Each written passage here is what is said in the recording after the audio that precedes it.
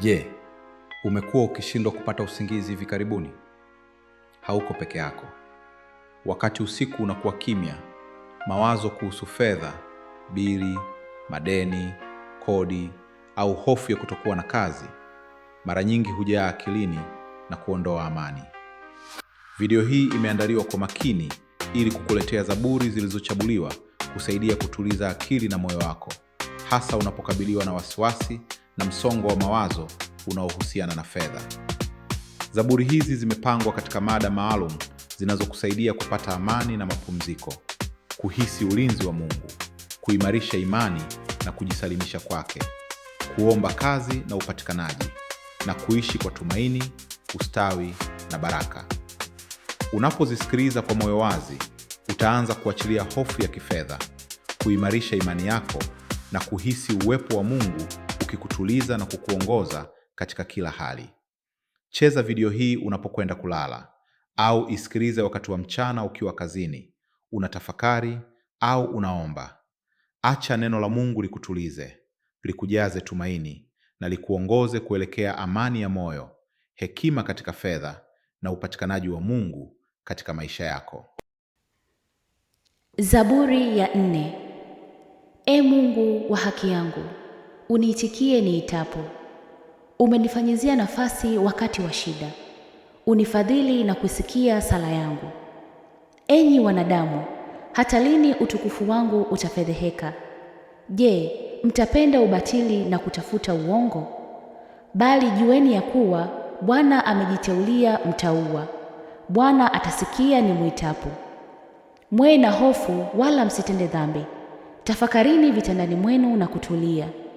Toeni dhabihu za haki na kumtumainia Bwana. Watu wengi husema, nani atakayetuonyesha mema? Bwana, utuinulie nuru ya uso wako. Umenitia furaha moyoni mwangu kupita yao watakapozidishiwa nafaka na divai. Katika amani nitajilaza na kupata usingizi, maana wewe Bwana peke yako ndiye unijaliaye kukaa salama. Zaburi ya 27. Bwana ni nuru yangu na wokovu wangu, nimwogope nani? Bwana ni ngome ya uhai wangu, nimwogope nani? Wabaya waliponikaribia ili wanile, adui zangu na watesi wangu, wao ndio waliokwikwia na kuanguka.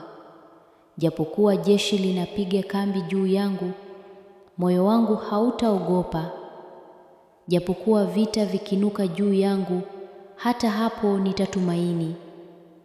Neno moja nimeliomba kwa Bwana, nalo ndilo nitakalolitafuta: nikae nyumbani mwa Bwana siku zote za maisha yangu, niutazame uzuri wa Bwana na kutazama hekaluni mwake. Maana atanificha hemani mwake siku ya mabaya, atanificha katika sitara ya maskani mwake na kuniinua juu ya mwamba. Na sasa kichwa changu kitainuliwa juu ya adui zangu walioko pande zote, nami nitatolea dhabihu hemani mwake kwa shangwe. Nitaimba, naam, nitamsifu Bwana. Sikia, e Bwana, niliapo kwa sauti yangu, unirehemu, unijibu. Moyo wangu umekuambia, tafuteni uso wangu. Uso wako Bwana nitautafuta. Usinifiche uso wako, usimkasirishe mtumishi wako kwa hasira. Wewe ulikuwa msaada wangu. Usiniache wala usinitupe, e Mungu wa wokovu wangu.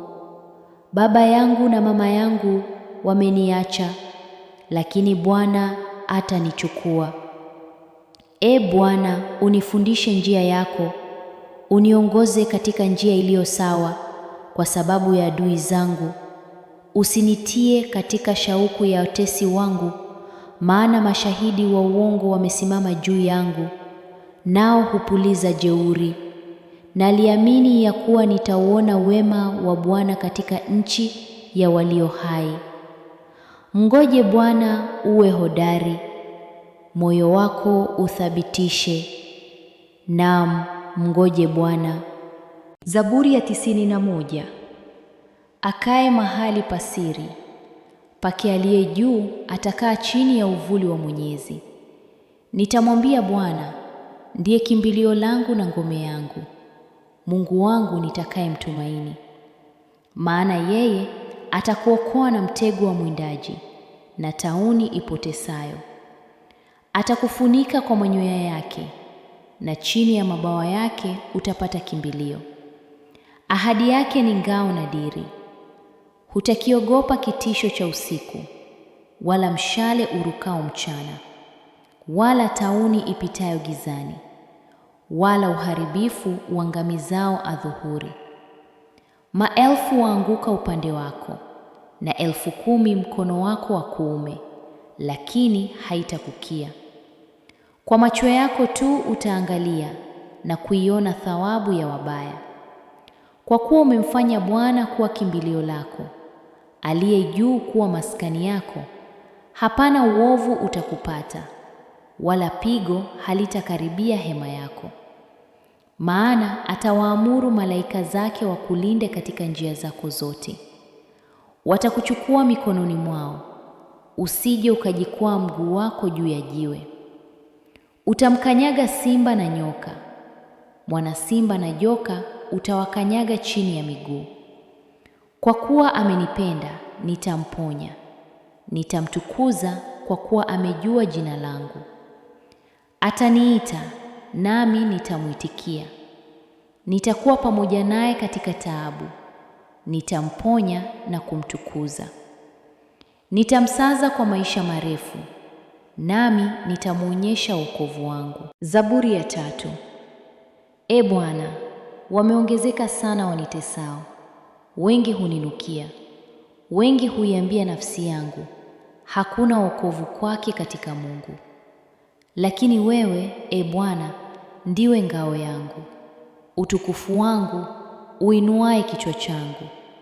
Nalimlilia Bwana kwa sauti yangu, naye akanijibu kutoka mlima wake mtakatifu. Nalilala nikapata usingizi, nikaamka, kwa maana Bwana ananitegemeza. Sitaogopa makumi ya maelfu ya watu walionipanga pande zote kunishambulia. Inuka, Ee Bwana, uniokoe, Ee Mungu wangu. Maana umewapiga adui zangu wote shavuni, umewavunja meno waovu. Wokovu una Bwana, baraka yako iwe juu ya watu wako. Zaburi ya 23. Bwana ndiye mchungaji wangu, sitapungukiwa na kitu. Katika malisho ya majani mabichi hunilaza, kando ya maji ya utulivu huniongoza. Hunihuisha nafsi yangu na kuniongoza katika njia za haki kwa ajili ya jina lake. Naam, nijapopita kati ya bonde la uvuli wa mauti, sitaogopa mabaya, kwa maana wewe upo pamoja nami. Gongo lako na fimbo yako vyanifariji. Waandaa meza mbele yangu, machoni pa watesi wangu.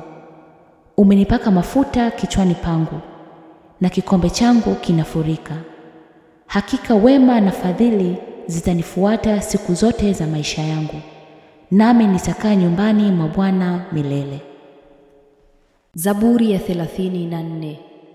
Nitamhimidi Bwana kila wakati, sifa zake zi kinywani mwangu daima.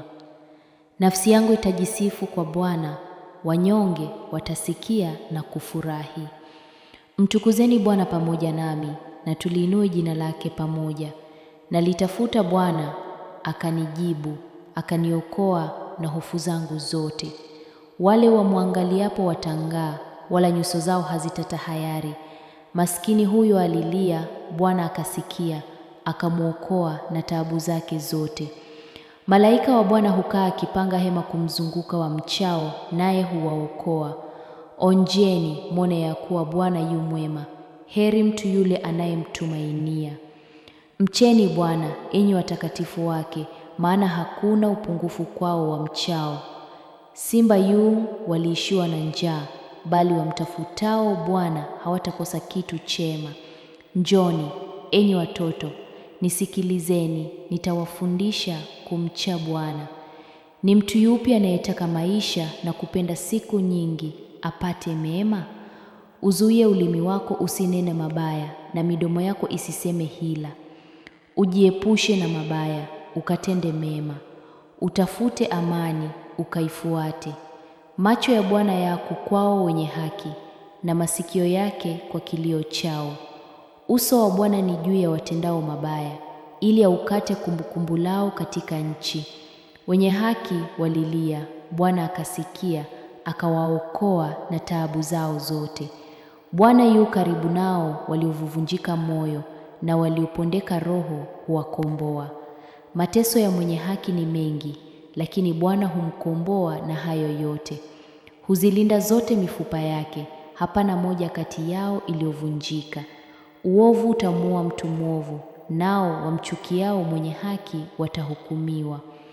Bwana humkomboa nafsi ya watumishi wake, wala wote wamkimbiliao hawatahukumiwa. Zaburi ya 91. Akae mahali pasiri pake aliye juu atakaa chini ya uvuli wa Mwenyezi. Nitamwambia Bwana, ndiye kimbilio langu na ngome yangu, Mungu wangu nitakaye mtumaini. Maana yeye atakuokoa na mtego wa mwindaji, na tauni ipotesayo. Atakufunika kwa manyoya yake, na chini ya mabawa yake utapata kimbilio. Ahadi yake ni ngao na diri. Hutakiogopa kitisho cha usiku, wala mshale urukao mchana, wala tauni ipitayo gizani, wala uharibifu uangamizao adhuhuri. Maelfu waanguka upande wako, na 10,000 mkono wako wa kuume, lakini haitakukia. Kwa macho yako tu utaangalia na kuiona thawabu ya wabaya. Kwa kuwa umemfanya Bwana kuwa kimbilio lako, aliye juu kuwa maskani yako, hapana uovu utakupata, wala pigo halitakaribia hema yako. Maana atawaamuru malaika zake wakulinde katika njia zako zote. Watakuchukua mikononi mwao, usije ukajikwaa mguu wako juu ya jiwe. Utamkanyaga simba na nyoka, mwana simba na joka utawakanyaga chini ya miguu. Kwa kuwa amenipenda, nitamponya. Nitamtukuza kwa kuwa amejua jina langu. Ataniita, nami nitamwitikia. Nitakuwa pamoja naye katika taabu. Nitamponya na kumtukuza. Nitamsaza kwa maisha marefu, nami nitamwonyesha wokovu wangu. Zaburi ya 37. Usiungue kwa sababu ya watenda mabaya, wala usiwahusudu wafanyao uovu. Maana kama majani watakatwa mara, na kama miche mibichi watanyauka. Mtumainie Bwana ukatende mema, ukae katika nchi ukaifurahie uaminifu. Jifurahishe katika Bwana, naye atakupa haja za moyo wako. Ukabidhi njia zako kwa Bwana, umtumainie, naye atafanya. Naye atatoa haki yako kama nuru, na hukumu yako kama mchana. Ukae kimya mbele za Bwana, umngojee kwa saburi. Usiungue kwa sababu ya mtu afanikiwapo katika njia yake, kwa sababu ya mtu afanyaye hila. Uache hasira, uache ghadhabu. Usiungue hasara yake kufanya mabaya. Maana waovu watakatiliwa mbali, bali wamngojao Bwana, hao watairithi nchi.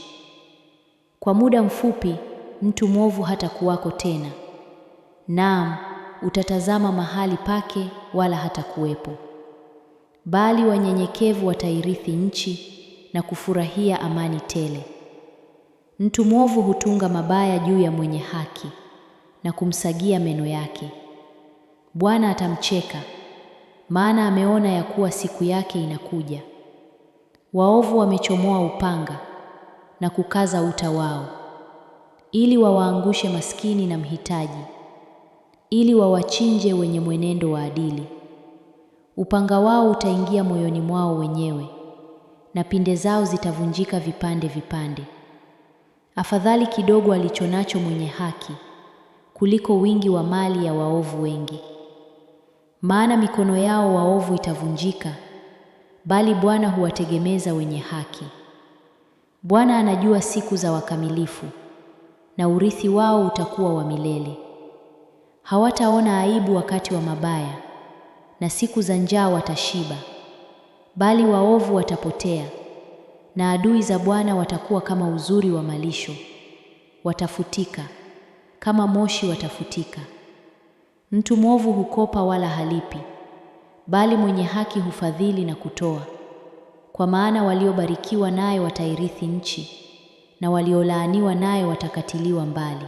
Bwana huzimarisha hatua za mtu na kuzipenda njia zake.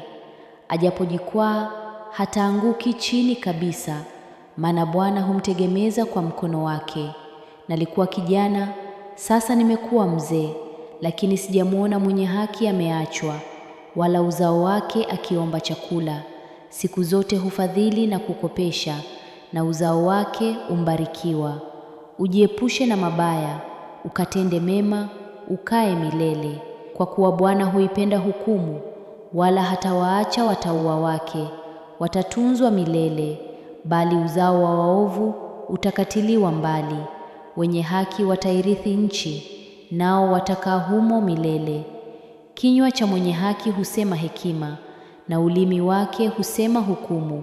Sheria ya Mungu wake imo moyoni mwake, hatua zake hazitateleza.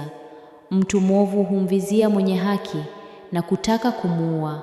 Bwana hataacha ampe mkononi mwake, wala kumhukumu atakapohukumiwa. Mngoje Bwana, ukalinde njia yake, naye atakutukuza uirithi nchi. Utakapoangamizwa waovu, utaliona. Nalimwona mtu mwovu mwenye jeuri akistawi kama mwerezi wa Lebanoni.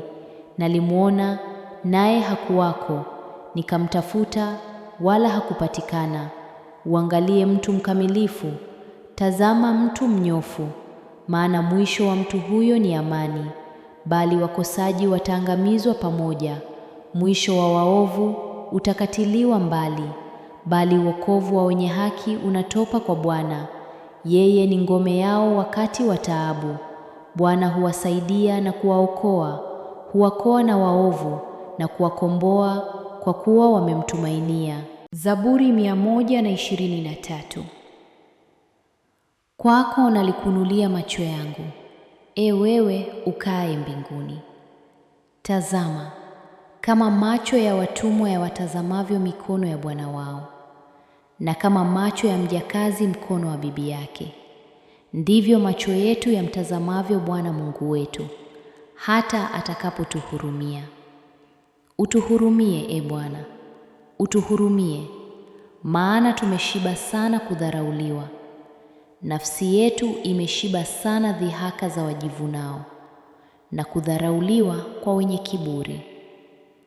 Zaburi 131. E Bwana, moyo wangu haukujivuna, wala macho yangu hayakuinuka, wala sikujishughulisha na mambo makuu, wala mambo yaliyonipita. Hakika nimeituliza na kuinyamazisha nafsi yangu, kama mtoto aliyeachishwa kunyonya kwa mama yake. Nafsi yangu iko ndani yangu kama mtoto aliyeachishwa kunyonya. E Israeli, mtumaini Bwana, tangu sasa na hata milele. Zaburi 133. Tazama, jinsi ilivyo vema na kupendeza ndugu wakae pamoja kwa umoja. Ni kama mafuta mazuri kichwani, yateremkayo ndevuni, ndevu za Haruni yateremkayo mpaka upindo wa mavazi yake. Ni kama umande wa Hermoni ushukao juu ya milima ya Sayuni, maana huko Bwana aliamuru baraka, naam, uzima hata milele. Zaburi 134. Tazama, mhimidini Bwana, enyi watumishi wote wa Bwana, ninyi mnaosimama katika nyumba ya Bwana usiku. Inueni mikono yenu kuelekea patakatifu, Mkamhimidi Bwana. Bwana akubariki kutoka Sayuni, yeye aliyezifanya mbingu na nchi. Zaburi ya 90. Ee Bwana, umekuwa makao yetu kizazi hata kizazi, kabla milima haijazaliwa wala dunia na ulimwengu havijaumbwa. Hata milele na milele wewe ndiwe Mungu. Wamrudisha mwanadamu kuwa mavumbi, ukisema, rudini, enyi wanadamu. Maana miaka 1000 machoni pako ni kama jana ipitayo, na kama kesha la usiku. Wawachukua kama gharika, huwa kama usingizi. Asubuhi huwa kama majani yameachayo. Asubuhi yachipuka na kustawi, jioni yakatwa na kukauka. Maana tumeteketezwa kwa hasira yako, na kwa ghadhabu yako tumefadhaishwa. Umeweka maovu yetu mbele zako, dhambi zetu za siri mbele ya nuru ya uso wako. Maana siku zetu zote hupita katika hasira yako, miaka yetu huisha kama neno la kunung'unika. Siku za miaka yetu ni miaka 70, na ikiwa kwa sababu ya nguvu miaka 80. Lakini fahari yao ni taabu na huzuni, maana yapita upesi, nasi huruka. Ni nani ajuaye nguvu ya hasira yako, na ghadhabu yako kadiri ya kukucha kwako? Basi utujulishe kuhesabu siku zetu, ili tujipatie moyo wa hekima. Rudi, e Bwana, hata lini? Uwarehemu watumishi wako. Utushibishe asubuhi kwa rehema zako, nasi tutashangilia na kufurahi siku zetu zote. Utufurahishe sawasawa na siku ulizotutesa, na miaka tuliyoona mabaya. Kazi yako na ionekane kwa watumishi wako, na utukufu wako kwa watoto wao. Na uzuri wa Bwana Mungu wetu uwe juu yetu, nawe uthibitishe kazi ya mikono yetu juu yetu. Naam, kazi ya mikono yetu uithibitishe. Zaburi 127. Kama Bwana asipojenga nyumba, waijengao wafanya kazi bure. Kama Bwana asipoulinda mji, mlinzi hukesha bure. Ni bure kwenu kuamka mapema, kukawia kukaa, kula chakula cha taabu, maana huwapa wapendwa wake usingizi. Tazama, wana ni urithi wa Bwana, uzao wa tumbo ni thawabu. Kama mishale mkononi mwa shujaa, ndivyo walivyo wana wa ujana. Heri mtu aliyelijaza podo lake kwao, hataona aibu atakaposema na adui zake langoni. Zaburi 128. Heri kila amchaye Bwana, aendaye katika njia zake, kwa maana utakula kazi ya mikono yako. Heri wewe, na hali yako itakuwa njema. Mke wako atakuwa kama mzabibu uzao sana ndani ya nyumba yako, wana wako kama miche ya mizeituni kuzunguka meza yako. Tazama, ndivyo atakavyobarikiwa mtu amchaye Bwana. Bwana akubariki kutoka Sayuni, ukaone mema ya Yerusalemu siku zote za maisha yako, ukaone watoto wa wana wako. Amani na iwe juu ya Israeli. Zaburi 132.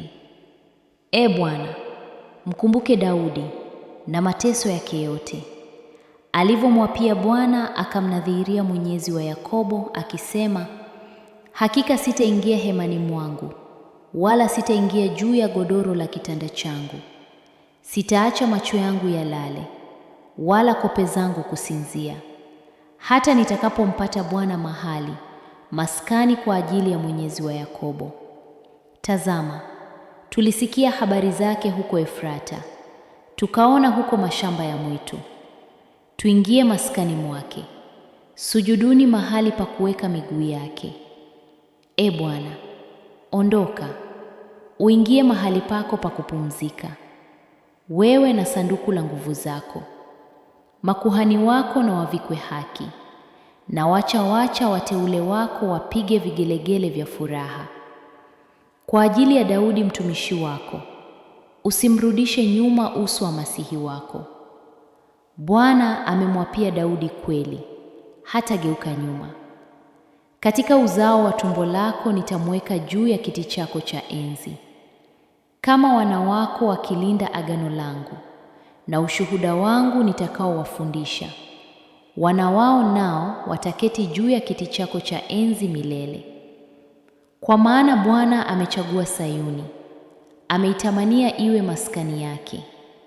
Hapa ndipo mahali pangu pa kupumzika milele. Hapa nitakaa, maana nimepatamania. Nitabariki chakula chake kwa wingi, nitawashibisha maskini wake kwa mkate. Makuhani wake nitawavika wokovu, na wacha wake watapiga vigelegele vya furaha sana. Huko nitamchipusha Daudi pembe, nimemtengenezea masihi wangu taa. Adui zake nitawavika aibu, bali juu yake taji yake itang'aa. Zaburi ya kwanza. Heri mtu yule asiyekwenda katika shauri la wasio haki, wala hakusimama katika njia ya wakosaji, wala hakuketi barazani pa wenye mizaha.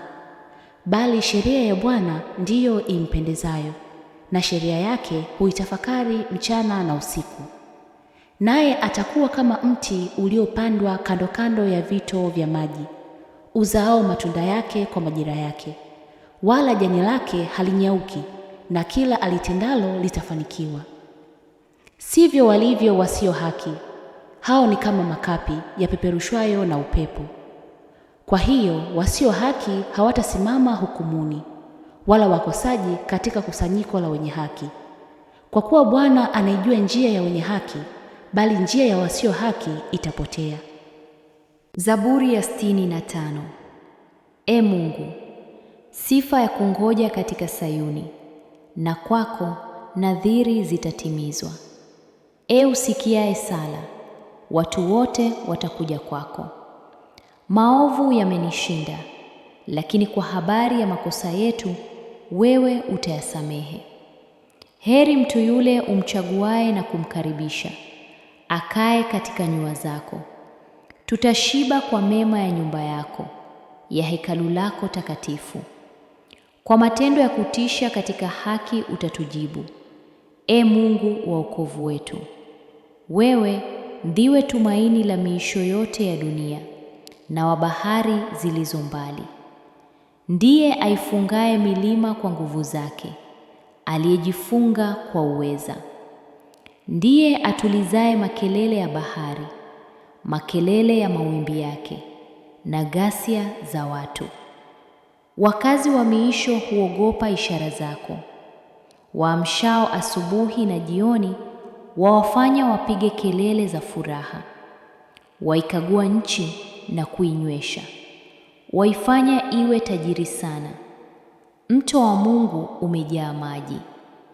Waandalia watu nafaka zao, kwa maana ndivyo ulivyoitengeneza. Waipenyeza mifereji yake, waivunja madonge yake. Waifurahisha kwa mvua, waibariki chipuko lake.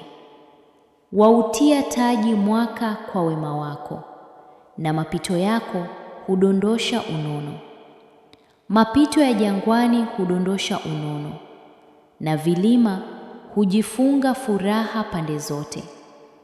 Malisho huvikwa makundi ya kondoo, na mabonde hufunikwa nafaka. Hupiga kelele za furaha, naam, huimba. Zaburi 112. Heri mtu amchaye Bwana, anayependezwa sana na amri zake. Uzao wake utakuwa hodari duniani, kizazi cha wanyofu kitabarikiwa. Mali na utajiri vitakuwa nyumbani mwake, na haki yake yadumu milele. Kwa wanyofu nuru huchomoza gizani. Yeye ni mwenye neema, mwenye rehema, mwenye haki. Heri mtu atendaye mambo kwa neema, akopeshaye. Ataongoza mambo yake kwa haki. kwa maana hataondoshwa milele. Mwenye haki atakumbukwa milele. Hataogopa habari mbaya. Moyo wake umethibitika, umemtumaini Bwana. Moyo wake umesimama imara, hataogopa mpaka awaone adui zake wakishindwa. Ametawanya, amewapa maskini. Haki yake yadumu milele. Pembe yake itainuliwa kwa heshima. Mwovu ataona akaghadhabika, atasaga meno yake, akayeyuka. Tamaa ya mwovu itaangamia. Zaburi 97. Bwana anamiliki.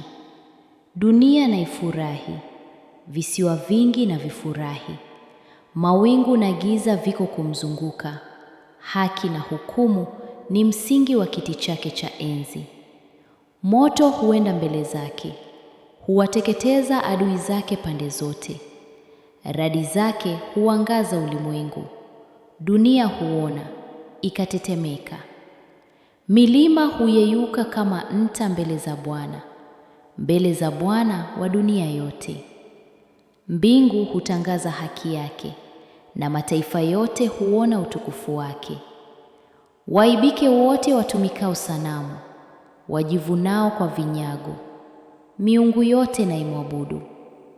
Sayuni husikia akafurahi, na binti za Yuda hushangilia kwa sababu ya hukumu zako, e Bwana. Kwa maana wewe, e Bwana, ujuu sana juu ya dunia yote. Wewe umetukuzwa sana juu ya miungu yote. Ninyi mnaompenda Bwana, ichukieni mabaya. Hulinda roho za wateule wake, huwaponya na mkono wa waovu. Nuru imepandwa kwa ajili ya wenye haki, na furaha kwa ajili ya walio wanyofu wa moyo. Furahini katika Bwana, enyi wenye haki, na kulishukuru jina lake takatifu. Zaburi 2. Kwa nini mataifa wanafanya ghasia na watu wanawaza mambo ya ubatili?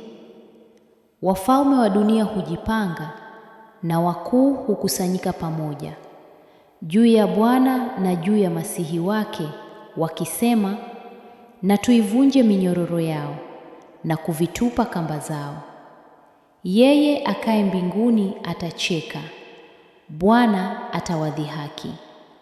Ndipo atakaposema nao kwa hasira yake, na kwa ghadhabu yake atawavuruga, akisema, mimi nimeweka mfalme wangu juu ya Sayuni, mlima wangu mtakatifu. Nitalitangaza agizo la Bwana.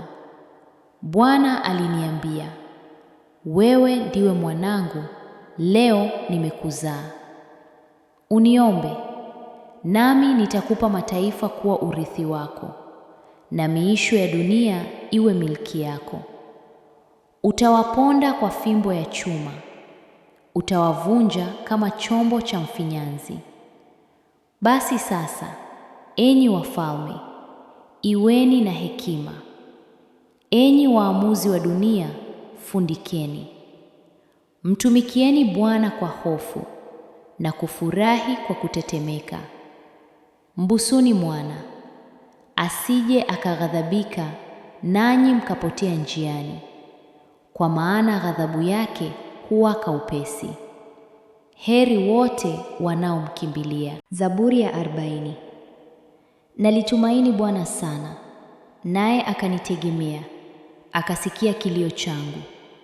Akanipandisha kutoka shimoni la uharibifu, kutoka matopeni, akaisimamisha miguu yangu juu ya mwamba, akaziweka imara hatua zangu. Akaweka kinywani mwangu wimbo mpya, sifa kwa Mungu wetu. Wengi wataona na kuogopa, nao watamtumaini Bwana. Heri mtu yule amfanyaye Bwana kuwa tumaini lake, wala hawaelekei wenye kiburi, wala wale wapotokeao kwa uongo. E Bwana, Mungu wangu, umefanya mengi. Ni ajabu zako na mawazo yako kwetu, hayana hesabu. Kama ningetaka kuyatangaza na kuyahubiri, ni mengi kuliko niwezayo kuyataja. Sadaka na dhabihu hukupenda, masikio umenifumbua. Sadaka ya kuteketezwa na ya dhambi hukuitaka. Ndipo nikasema, tazama, nimekuja. Katika gombo la kitabu imeandikwa habari zangu. Napenda kufanya mapenzi yako, e Mungu wangu. Naam, sheria yako imo moyoni mwangu. Nimetangaza haki katika mkutano mkubwa. Tazama, sikuzizuia midomo yangu. E Bwana, wewe wajua. Sikuificha haki yako moyoni mwangu. Nimeitangaza uaminifu wako na wokovu wako. Sikuficha fadhili zako na kweli yako katika mkutano mkubwa. E Bwana, usinizuie rehema zako. Fadhili zako na kweli yako zinilinde daima. Maana mabaya yamenizunguka yasiyohesabika. Maovu yangu yamenipata hata siwezi kuona. Ni mengi kuliko nywele za kichwa changu. Moyo wangu umenikata tamaa. Ufurahie, e Bwana, kuniokoa. E Bwana, himiza kunisaidia. Wawe na aibu na kufedheheka pamoja wote watafutao kuniondolea nafsi yangu. Warudi nyuma na kuaibishwa wale wapendao madhara yangu. Wabaki wamepigwa na bumbuazi kwa sababu ya aibu yao. Wasemao kwangu, aha, aha. Wafurahi na kushangilia kwako wote wakutafutao. Waseme daima, Bwana na atukuzwe, wapendao wokovu wako. Lakini mimi ni maskini na mhitaji. Bwana aniwazie. Wewe ndiwe msaada wangu na mwokozi wangu. E Mungu wangu, usikawie. Zaburi 99. Bwana anatawala, watu na watetemeke. Aketie kati ya makerubi, nchi na itikisike. Bwana ni mkuu katika Sayuni, naye yu juu sana juu ya mataifa yote. Na walishukuru jina lako kuu na la kuogopwa, ni takatifu. Nguvu za mfalme zapenda haki. Wewe umeweka adili. Umeendesha hukumu na haki katika Yakobo. Mtukuzeni Bwana Mungu wetu. Mwinamieni chini ya mahali pa kuweka miguu yake, ni takatifu. Musa na Haruni walikuwa miongoni mwa makuhani wake, na Samueli miongoni mwao walioliitia jina lake. Walimuita Bwana, naye aliwaitikia. Alisema nao katika nguzo ya wingu. Walizishika shuhuda zake na amri aliyowapa. E Bwana Mungu wetu, uliwaitikia. Ulikuwa Mungu wa kuwasamehe, ijapokuwa uliwalipiza matendo yao. Mtukuzeni Bwana Mungu wetu. Mwinamieni chini ya mlima wake mtakatifu, kwa maana Bwana Mungu wetu ni mtakatifu. Zaburi 111. Himidi Bwana. Nitamsifu Bwana kwa moyo wangu wote, katika mkutano wa wanyofu na katika kusanyiko. Matendo ya Bwana ni makuu, huyachunguza wote wayapendao. Kazi yake ni utukufu na fahari, na haki yake yadumu milele. Ameyafanya matendo yake ya ajabu yakumbukwe. Bwana ni mwenye fadhili na rehema. Amewapa chakula wamchao, atalikumbuka agano lake milele. Amewadhihirishia watu wake nguvu za matendo yake, kwa kuwapa urithi wa mataifa. Kazi za mikono yake ni kweli na haki. Amri zake zote ni thabiti. Zimedumu milele na milele. Zimetendwa kwa kweli na adili. Amewapelekea watu wake ukombozi. Ameagiza agano lake milele. Jina lake ni takatifu, la kuogopwa. Kumcha Bwana ni mwanzo wa hekima. Wote wayatendao hayo wana akili njema. Sifa yake yadumu milele. Zaburi 135. Himidi Bwana. Himidi jina la Bwana. Himidini enyi watumishi wa Bwana, ninyi mnaosimama katika nyumba ya Bwana, katika nyua za nyumba ya Mungu wetu. Himidi Bwana. Kwa kuwa Bwana ni mwema, liimbieni jina lake, maana ni la kupendeza. Kwa maana Bwana amemchagua Yakobo awe wake, Israeli awe hazina yake ya thamani. Kwa maana najua ya kuwa Bwana ni mkuu, na ya kuwa Bwana wetu ni mkuu kuliko miungu yote. Yote apendayo Bwana huyafanya, mbinguni na duniani, baharini na vilindini vyote. Huyapandisha mawingu toka miisho ya dunia. Hufanya umeme pamoja na mvua. Hutoa upepo katika hazina zake.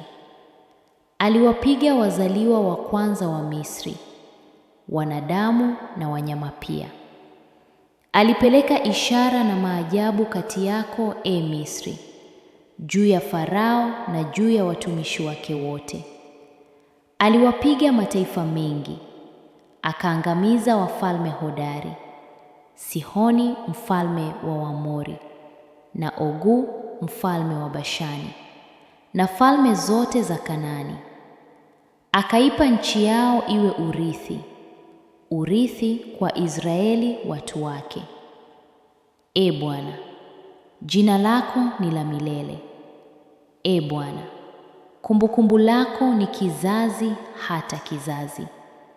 Kwa maana Bwana atawahukumu watu wake, atawahurumia watumishi wake. Sanamu za mataifa ni fedha na dhahabu, kazi za mikono ya wanadamu. Zina vinywa lakini hazisemi, zina macho lakini hazioni, zina masikio lakini hazisiki, wala hakuna pumzi vinywani mwao.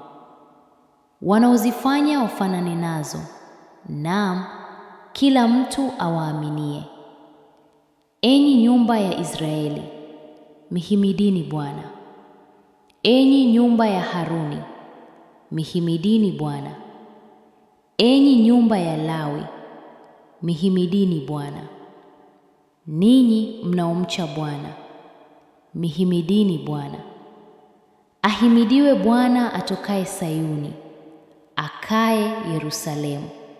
Himidi Bwana. Zaburi ya 107. Mshukuruni Bwana kwa kuwa ni mwema, kwa maana fadhili zake ni za milele. Na waseme hivyo waliokombolewa na Bwana, aliowakomboa na mkono wa adui, na kuwakusanya toka nchi zote, toka mashariki na magharibi, toka kaskazini na baharini. Walipotea jangwani katika njia ya nyika, hawakuona mji wa kukaa ndani yake. Waliona njaa, wakaona kiu, nafsi yao ndani yao ilizimia. Wakamlilia Bwana katika shida zao, akawaponya na mateso yao, akawaongoza kwa njia ya sawasawa, waende mpaka mji wa kukaa ndani yake. Na wamshukuru Bwana kwa fadhili zake na maajabu yake kwa wanadamu, kwa kuwa ameinyeshea roho yenye kiu, na roho yenye njaa ameijaza mema. Walikaa gizani na uvulini mwa mauti, wamefungwa kwa mateso na chuma, kwa kuwa waliasi maneno ya Mungu, wakalidharau shauri la aliye juu kabisa. Kwa hiyo akayatesa mioyo yao kwa taabu. Walianguka, wala hapana msaidizi. Wakamlilia Bwana katika shida zao, akawaponya na mateso yao. Akawatoa gizani na uvuli wa mauti, akazikata pingu zao. Na wamshukuru Bwana kwa fadhili zake na maajabu yake kwa wanadamu, kwa kuwa amezivunja milango ya shaba, amezikata minyororo ya chuma. Wapumbavu waliteswa kwa sababu ya njia ya uasi wao, na kwa sababu ya makosa yao. Nafsi zao zikachukia kila chakula, wakakaribia malango ya mauti. Wakamlilia Bwana katika shida zao, akawaponya na mateso yao. Akalileta neno lake na kuwaponya, akawaokoa na mashimo yao. Na wamshukuru Bwana kwa fadhili zake na maajabu yake kwa wanadamu, na watoe dhabihu za kushukuru na kuzisimulia kazi zake kwa kuimba. Waliotelemka baharini katika merikebu, wakafanya kazi yao katika maji mengi. Hao wameyaona maajabu ya Bwana na kazi zake za ajabu vilindini. Maana aliagiza upepo wa dhoruba, ukainua mawimbi yake. Wakapanda juu mbinguni, wakashuka hata vilindini. Nafsi yao ikayeyuka kwa taabu, wakazunguzika na kuyumba kama mlevi. Busara yao yote ikamezwa. Wakamlilia Bwana katika shida zao, akawaponya na mateso yao. Akaufanya upepo kuwa utulivu, mawimbi yake yakatulia. Wakaifurahia kwa kuwa yametulia. Hata akawaleta kwenye bandari walioitamani. Na wamshukuru Bwana kwa fadhili. Akaufanya mito kuwa jangwa na chemchemi za maji kuwa nchi yenye kiu, nchi yenye kuzaa kuwa jangwa la chumvi, kwa sababu ya uovu wa wakaao ndani yake. Akaufanya jangwa kuwa ziwa la maji, na nchi kamekuwa chemchemi za maji. Akawakalisha humo walio na njaa, wakaweka mji wa kukaa ndani yake. Wakapanda mashamba, wakapanda mizabibu, wakaleta matunda ya mavuno. Akawabariki hata wakazidi sana, wala hakuwapunguza wanyama wao. Kisha wakapunguzwa na kunyenyekezwa kwa dhiki, mabaya na huzuni. Yeye humimina dharau juu ya wakuu na kuwazungusha nyikani wasipite njia. Lakini humwinua maskini kutoka matesoni na kumfanya jamaa kama kundi la kondoo. Wenye haki wataona hayo na kufurahi, na uovu wote utaziba kinywa chake. Atakayekuwa na hekima na azizingatie mambo haya, naye ataelewa fadhili za Bwana. Zaburi ya 78. Watu wangu, sikilizeni sheria yangu. Wekeni masikio yenu maneno ya kinywa changu. Nitafungua kinywa changu kwa mfano, nitanena mafumbo ya zamani, mambo tuliyoyasikia na kuyajua, na baba zetu walivyotueleza. Hatutayaficha kwa watoto wao, tukitangaza kwa kizazi kijacho sifa za Bwana na uweza wake na ajabu zake alizozitenda. Maana aliweka ushuhuda katika Yakobo, akaweka sheria katika Israeli, aliyowaamuru baba zetu wawajulishe watoto wao, ili kizazi kijacho kijue, watoto watakaozaliwa, nao waamke wawajulishe watoto wao, ili wamweke Mungu tumaini lao, wasizisahau kazi za Mungu, bali wazishike amri zake.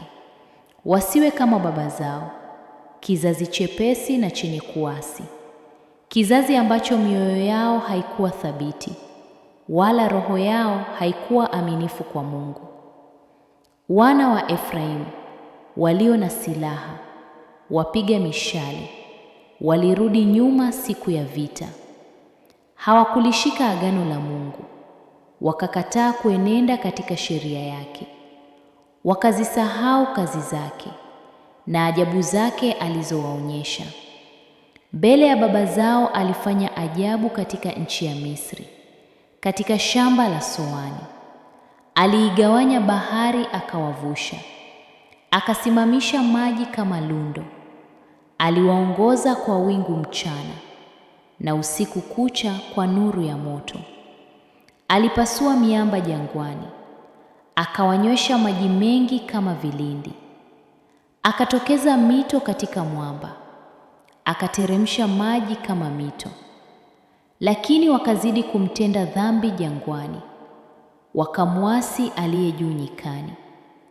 Wakajaribu Mungu mioyoni mwao kwa kuomba chakula kwa tamaa yao.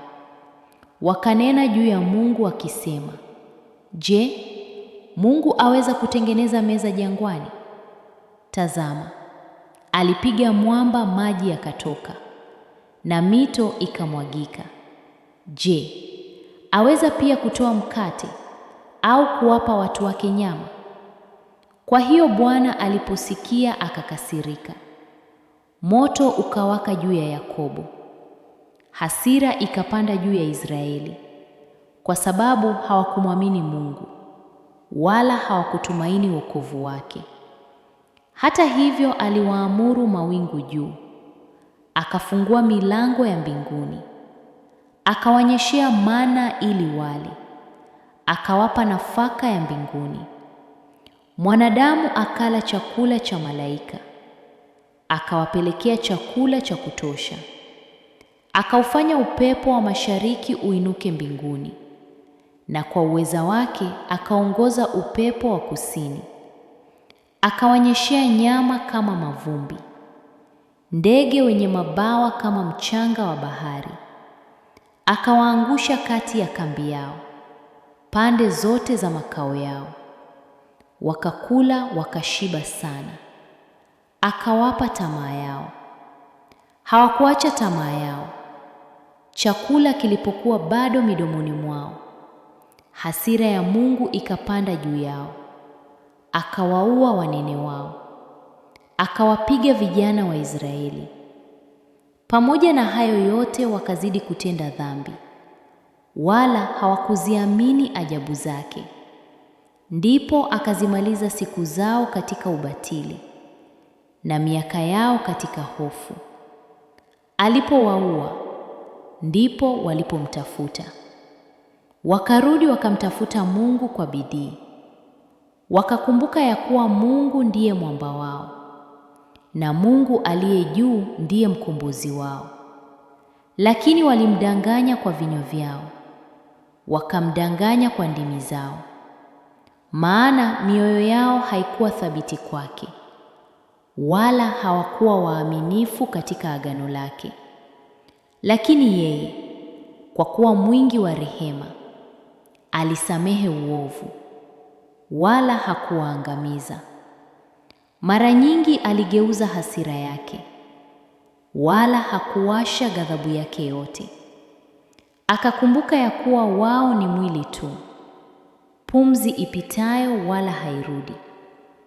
Mara nyingi walimwasi jangwani, wakamhuzunisha nyikani. Wakageuka wakamjaribu Mungu, wakamwekea mipaka Mtakatifu wa Israeli. Hawakukumbuka mkono wake, wala siku aliyowaokoa na adui, jinsi alivyoweka ishara zake Misri na ajabu zake katika shamba la Soani, alivyoyageuza maji yao kuwa damu, wasiweze kunywa mito yao, alivyowatuma mainzi yaliwala, na vyura waliwaangamiza, alivyowapa mazao yao kwa funza, na kazi yao kwa nzige, alivyopiga mizabibu yao kwa mvua ya mawe, na mitini yao kwa barafu, alivyowatia ng'ombe wao kwa mvua ya mawe, na mifugo yao kwa umeme, alivyowapelekea hasira yake kali, ghadhabu na kisirani na taabu, kwa kuwatuma malaika wa mabaya, alivyofanya njia ya hasira yake. Hakuzuilia nafsi yao na mauti, bali akawatia mifugo yao kwa tauni, alivyowapiga wazaliwa wa kwanza wote Misri, malimbuko ya nguvu katika hema za Hamu. Lakini aliwaongoza watu wake kama kondoo, akawaongoza jangwani kama kundi, akawaongoza salama, wasiwe na hofu. Lakini bahari ikawafunika adui zao, akawaleta mpaka wa patakatifu pake, mpaka wa mlima huu alioupata kwa mkono wake wa kuume. Akawafukuza mataifa mbele yao, akawapimia urithi kwa kamba. Akakaa katika hema zao makabila ya Israeli. Hata hivyo walimjaribu na kumwasi Mungu aliye juu, wala hawakuzishika shuhuda zake. Wakageuka wakaasi kama baba zao, wakapinduka kama upinde hila, wakamtia hasira kwa mahali pao pa juu. wakamwonea wivu kwa sanamu zao. Mungu aliposikia akachukizwa sana, akaukataa Israeli kabisa. Akaiacha maskani ya Shilo, hema alilokaa kati ya wanadamu. Akautia nguvu wake katika utumwa na utukufu wake mkononi mwa adui. Akawatia watu wake kwa upanga, akachukizwa na urithi wake. Moto uliwala vijana wao, wanawali wao hawakuimbiwa. Makuhani wao wakaanguka kwa upanga. Ndipo Bwana akaamka kama aliyeamka usingizini, kama shujaa aliyechangamshwa na divai. Akawapiga adui zake nyuma, akawatia aibu ya milele.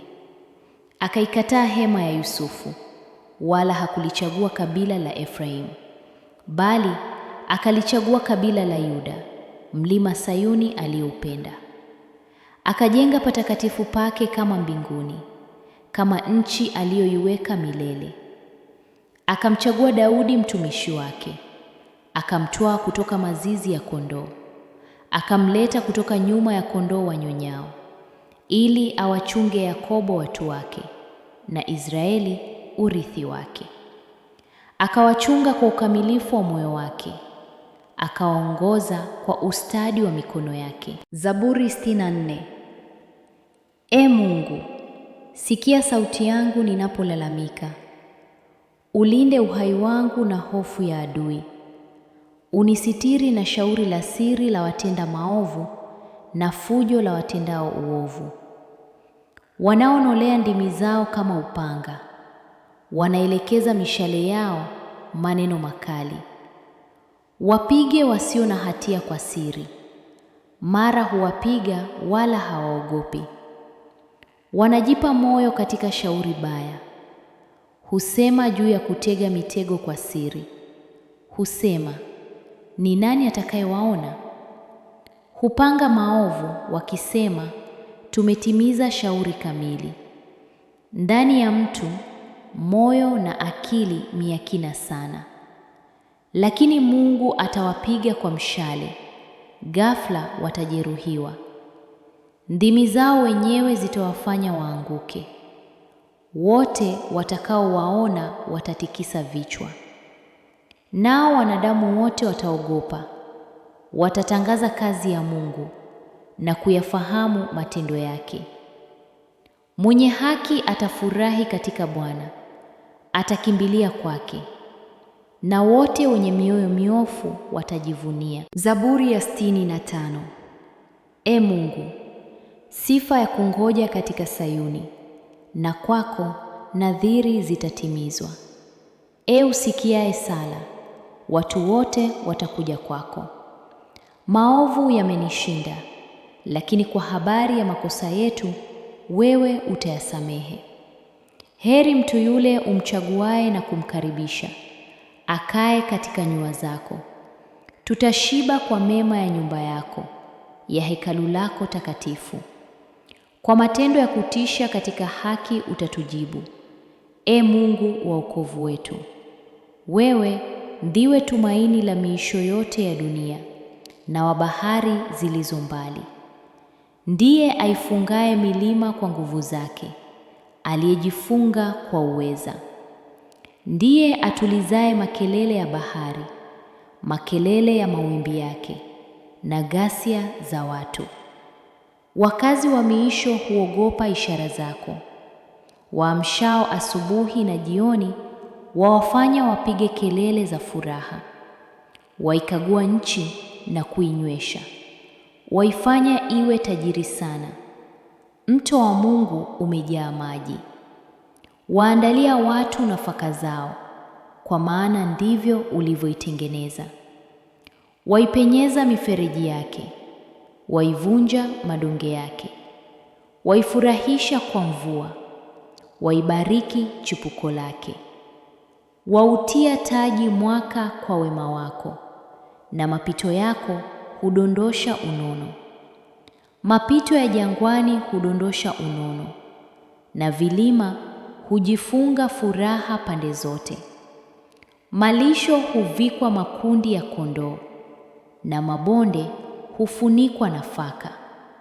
Hupiga kelele za furaha, naam, huimba. Zaburi ya 66. Mpigieni Mungu kelele za shangwe, enyi nchi zote. Liimbieni jina lake lenye utukufu. Fanyeni sifa zake ziwe za utukufu. Mwambieni Mungu, jinsi yalivyo ya kutisha matendo yako. Kwa wingi wa uweza wako, adui zako watakujinyenyekeza. Dunia yote itakuabudu, itakuimbia, italiimbia jina lako. Njoni myatazame matendo ya Mungu, ni ya kutisha katika kutenda kwake kwa wanadamu. Aliigeuza bahari kuwa nchi kavu, wakapita mtoni kwa miguu, ndipo tulipofurahi ndani yake. Anatawala kwa uweza wake milele. Macho yake huyatazama mataifa, waasi wasijitukuze. Enyi watu, msifuni Mungu wetu, itangazeni sauti ya sifa zake.